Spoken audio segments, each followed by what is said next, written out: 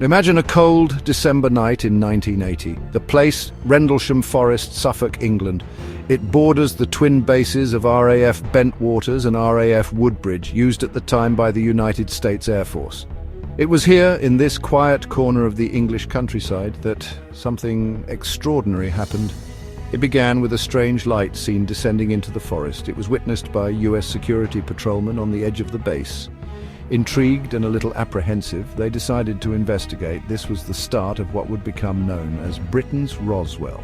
The airmen ventured into the woods, their flashlights cutting through the darkness. They were expecting to find a downed aircraft, maybe even a helicopter. What they found was far stranger.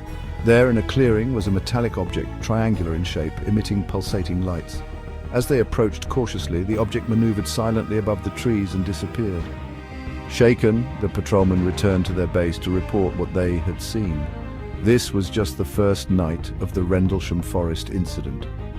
Over the next 2 nights, further sightings occurred. More personnel were dispatched to investigate, including Deputy Base Commander Lieutenant Colonel Charles Holt.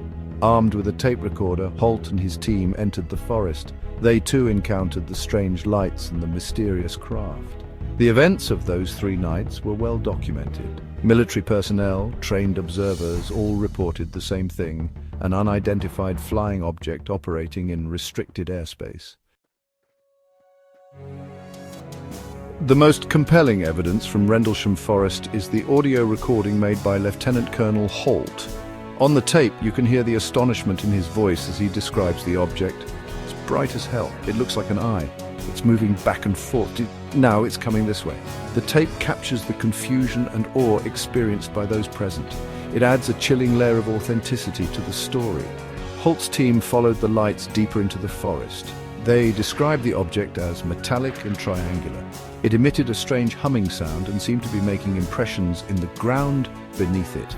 The object would remain visible for periods of time, then vanish, only to reappear in a different location.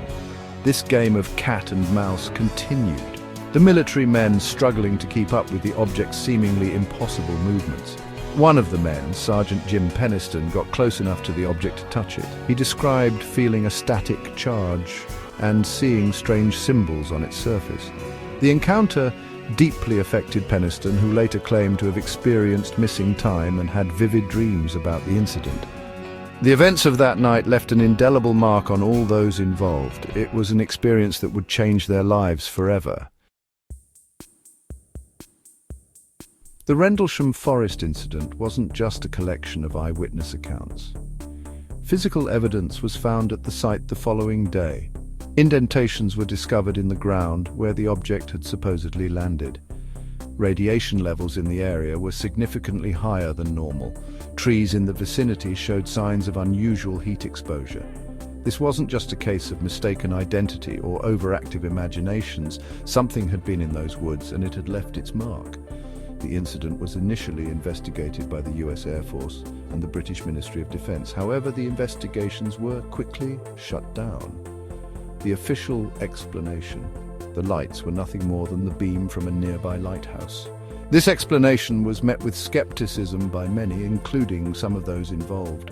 The lighthouse explanation simply did not account for the strange object, the radiation, or the other physical evidence. The Rendlesham Forest incident remains a mystery to this day. The official explanations are widely disputed. Many believe that there was a cover-up, that the truth of what happened that night is still out there. The incident continues to be debated and analyzed by ufologists and researchers worldwide. It has become a cornerstone of UFO lore, a story that refuses to go away. Despite the compelling eyewitness accounts and physical evidence, the Rendlesham Forest incident is not without its skeptics. Some argue that the lights were simply a misinterpretation of natural phenomena. The lighthouse explanation, though widely disputed, is still put forward by some. Others suggest the incident was a hoax perpetrated by bored servicemen. However, these explanations fail to account for the sheer number of witnesses and the consistency of their accounts.